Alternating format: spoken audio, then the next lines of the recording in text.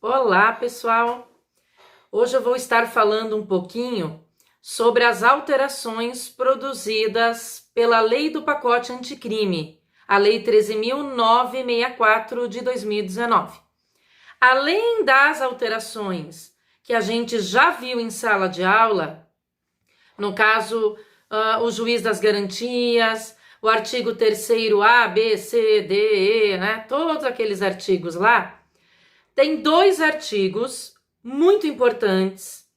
Eles têm a ver com a matéria de inquérito policial, porém eles não são estudados na parte de inquérito, e sim na parte de ação penal. Eu não expliquei ainda para vocês, justamente porque eu quero gravar um vídeo só sobre esses dois artigos, porque eles são um pouco extensos para serem comentados.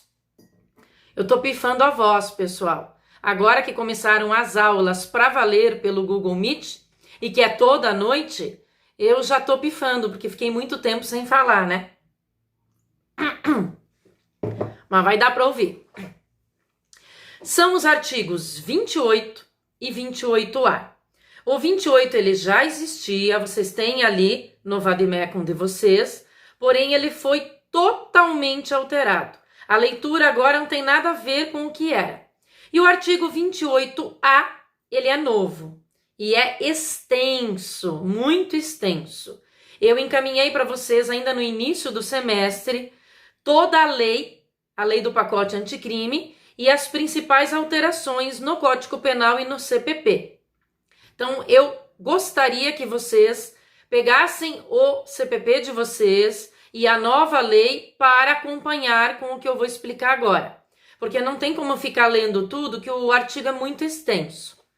Vamos começar com o 28. Esses vocês ainda têm, então peguem o Vademecum.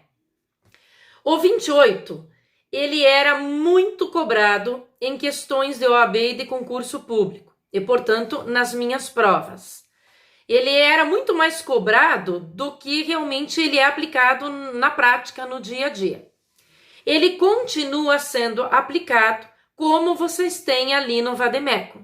Por quê? Porque o ministro Fux, ele cancelou não só a eficácia do juiz das garantias, que é o artigo 3º A e companhia, que a gente já viu, mas ele também suspendeu temporariamente. Eu não posso falar temporariamente porque ele nem deu prazo. Está suspenso por tempo indeterminado também o artigo 28. Então, por hora, continua sendo aplicado a leitura antiga, ou seja, aquela que vocês ainda têm no CPP. Então, peguem lá para acompanhar. O 28 era, vamos falar como ele era, né? Porque é o que continua sendo aplicado. Ele era o seguinte: quem decidia se queria arquivar o inquérito e, portanto, não oferecer a denúncia era o Ministério Público, o promotor. Porém, tinha que passar pelo crivo do juiz. Na verdade, quem decidia mesmo se ia acatar o arquivamento do inquérito ou não era o juiz. Algo meio anômalo, né? Meio estranho, porque o inquérito ele é destinado ao órgão acusatório. Ele serve para o promotor, o Ministério Público, ter elementos suficientes em mãos para oferecer a denúncia, ou a vítima em crimes de ação penal privada. E muito estranho ter que passar pela análise do juiz, do Poder Judiciário, para ver se autorizava o arquivamento ou não. Pois bem, caso o promotor optasse por não oferecer a denúncia, pedindo o arquivamento do inquérito, ele requisitava. Requisição é como se fosse uma ordem, né? Só que tinha que passar pela análise do juiz. Poderia acontecer o seguinte: o juiz não concordar com o pedido de arquivamento, entender que não é caso de arquivar, e sim de oferecer denúncia. O que o juiz poderia fazer? Ele tinha que remeter os autos do inquérito ao chefe máximo do Ministério Público, no caso o Procurador-Geral de Justiça, para que este tomasse uma das 3 providências que eu vou falar agora. O Procurador-Geral de Justiça poderia ele próprio oferecer a denúncia, o que na prática era totalmente inviável, impossível, né? Ele designar outro promotor para oferecer a denúncia, o que ocorria na prática, ou ele concordar com o pedido de arquivamento feito pelo MP. E nesse caso o juiz então tinha que acatar, tá? Era isso que ocorria. Agora, pela leitura do novo artigo, eu peço que vocês peguem então a leizinha nova que eu encaminhei para acompanhar. É retirado de cena o juiz. Nada mais justo e mais correto, ao meu ver, pelos motivos que eu acabei de falar antes. Quando o promotor, ele determina o arquivamento, e agora o verbo é ordenar, a leitura diz assim: ordenado o arquivamento do inquérito policial. Agora quem realmente vai dar ordem e vai comunicar ao delegado para arquivar é o promotor, é o Ministério Público.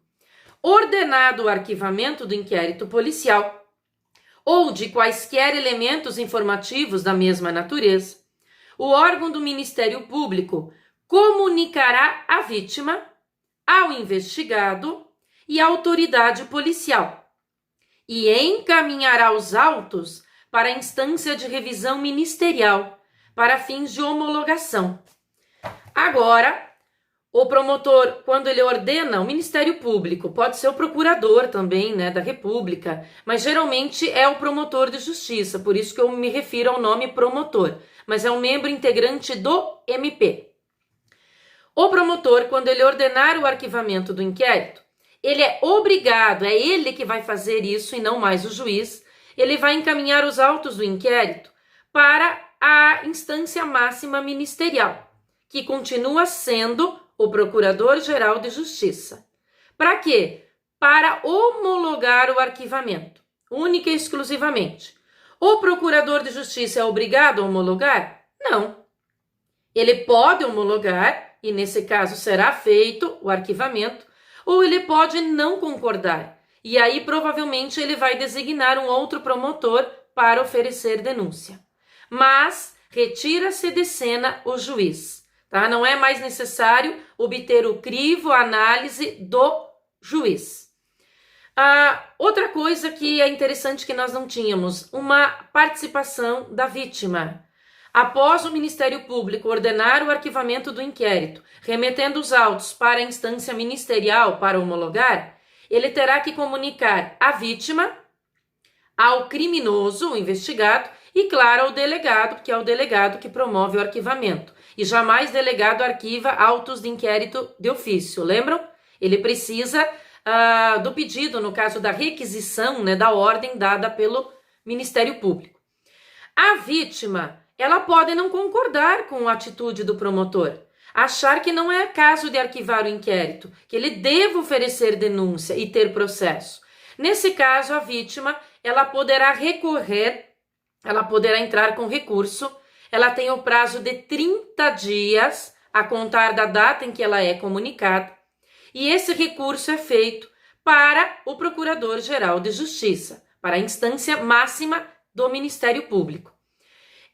O Procurador-Geral de Justiça, antes de homologar ou não o arquivamento do inquérito policial, ele deve aguardar essa postura da vítima. Ela pode não recorrer, claro, mas é necessário se aguardar esse prazo de 30 dias para ver se ela recorre ou não. Não teria sentido a vítima entrar com o recurso e o órgão, a instância máxima, né, o órgão máximo do Ministério Público, já ter homologado o arquivamento. Então, antes de qualquer postura por parte do Procurador-Geral de Justiça, aguarda-se o prazo de 30 dias para ver se a vítima recorre ou não. Caso a vítima seja uma pessoa jurídica de direito público, pode acontecer de ser a União, os estados, os municípios. Nesse caso, será o chefe máximo representante desses órgãos, representante dos estados, dos municípios, da União, quem, se quiser, poderá recorrer a instância máxima ministerial, que é o Procurador-Geral de Justiça. Como eu falei para vocês, a nova leitura do artigo 28 está suspensa por prazo indeterminado pelo ministro Fux e continua valendo a leitura do artigo 28 que vocês já têm ali no CPP.